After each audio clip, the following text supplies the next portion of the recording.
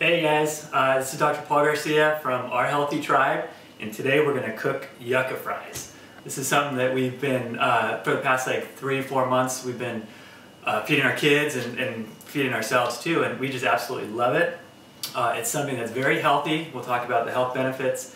It's also something that's really easy to do. And you know, the reason why I wanted to start with yucca is because a lot of times people hear, like, you're going to make yucca fries, like how do you do that? It's kind of scary, maybe, you know, fear of the unknown. You've never tried it before, you've never cooked it before, so it's like, you know, I'll never do that.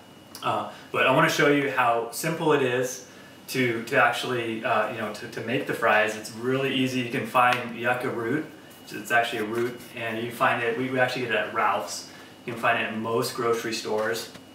And it's super healthy. So basically what you want to do, you want to start obviously by peeling the outside layer. So we have our potato peeler, and it's pretty easy. You know, basically you peel it. So there's a lot of reasons why we choose yucca for French fries or for fries.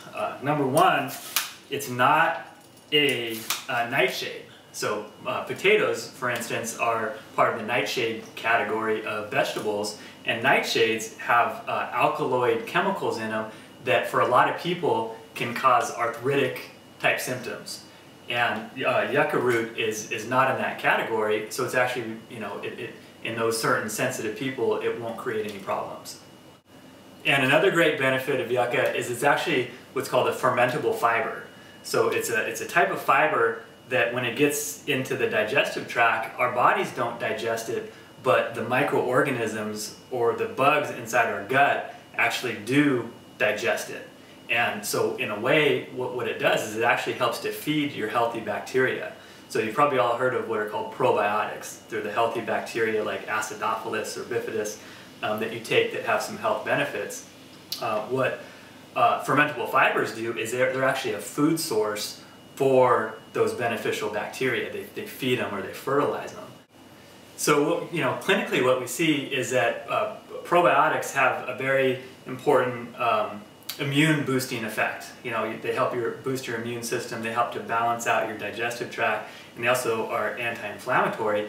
But what we see is that when you take the probiotic, it has a kind of an immediate short-term effect.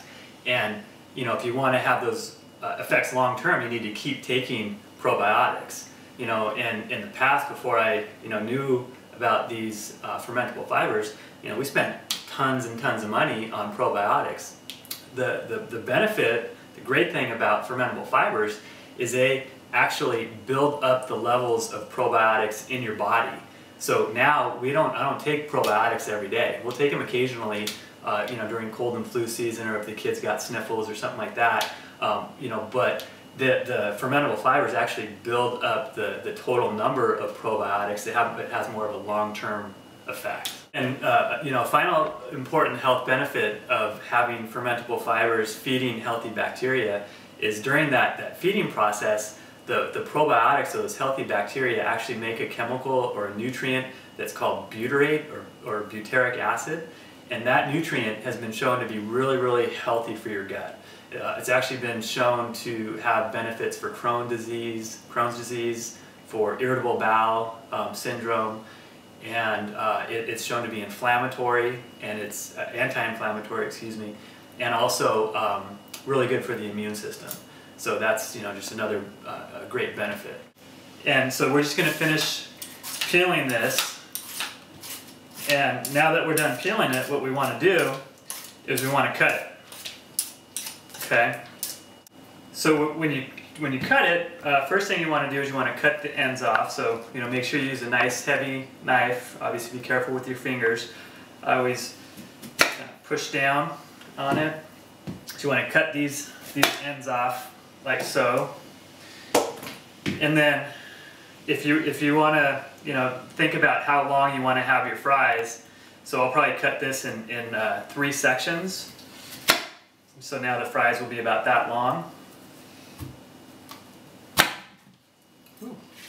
Okay, and you know, now what you want to do is you want to cut them into wedges, and you want to leave them, you know, maybe about at least a ½ inch in thickness, that they're the right texture.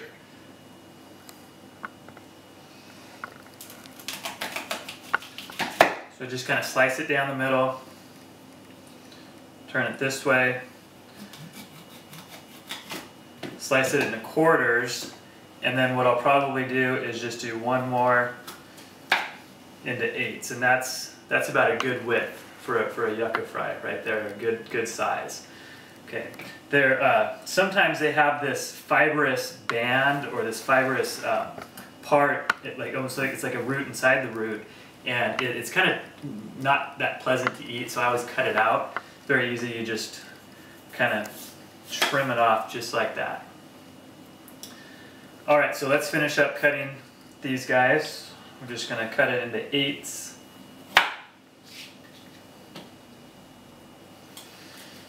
Like so.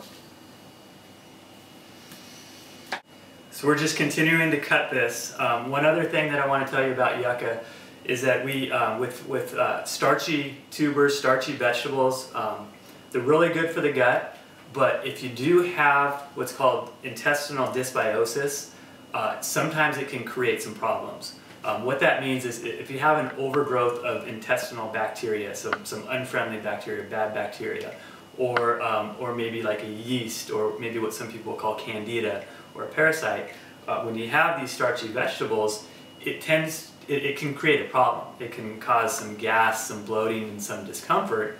So, you know, if you're new to yucca root, and if you're experimenting with these vegetables and it's creating a problem, you know, that's an indication that there might be something in the gut that you want to have looked at. So now that we got the yucca all cut in perfect little wedges, what we want to do, we want to boil it. It's really important to boil the yucca for probably about 20 to 25 minutes. You want to get it soft but not mushy. And generally what we'll do is we'll boil it, you know, we'll check it with a toothpick or a fork just so it's kind of tender, so you can, you know, push the toothpick through it, but it's not falling apart. Alright, so we got our water boiling. We're going to season the water just with some salt. So you can do this liberally. Maybe put like 3 teaspoons, maybe 4 teaspoons of salt in the water. And then we'll go ahead and we'll add the yucca. Just be careful because sometimes it might splatter a little bit. We've got our water up kind of full. Okay, and then what we're going to do is we're just going to let that boil on a simmer for about 20 to 25 minutes, and then we'll be back to check on it. Okay, now that the fries are boiled, they're soft, we tested them. The toothpick went in them just kind of nice and softly. It actually took about 15 minutes. We had the heat turned up a little bit, so the thing is you just want to make sure that you check them frequently when you're boiling them. It can be anywhere from 15 to 25 minutes depending on how high you have the heat turned up. So now that they're all boiled, what we're going to do is we're going to strain them.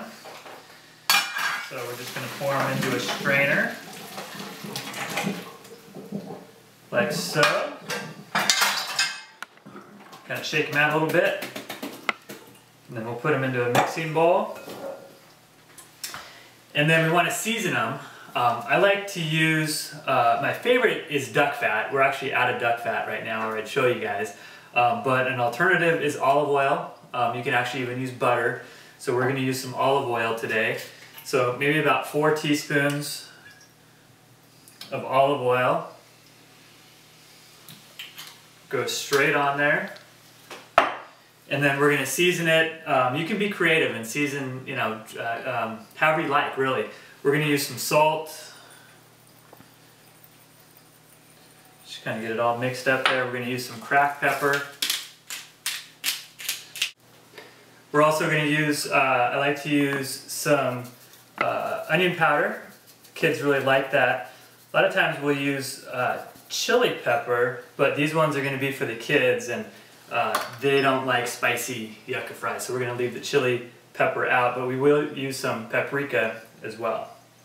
Kids like that. So just kind of season it liberally, and then what you want to do is just kind of toss it, get it all mixed up, get that oil mixed in there, get the seasoning evenly spread, And then once it's all seasoned, what we're gonna do is we're gonna put it into a baking dish.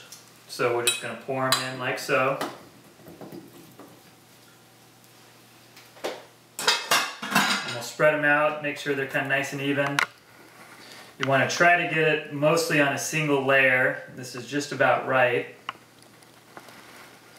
And what we're going to do is we're going to bake it at 400 degrees in the oven for about 15 minutes. And then we're going to take it out, we're going to flip the fries over, and then we're going to finish it off for about another 10 to 15 minutes. And then they'll be done. So we're going to go ahead and stick it in the oven.